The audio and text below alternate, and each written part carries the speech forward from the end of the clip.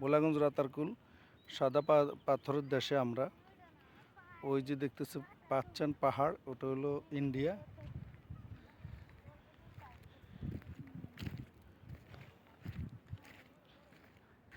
এদিকটা হলো ইন্ডিয়া,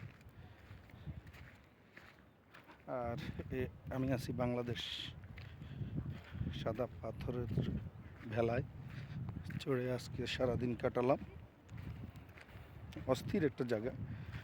এই জন্যই বলি যে বাংলাদেশের আনাচে কানাচে ঘুরেন নাই, সে পৃথিবী ঘুরে লাভ কি?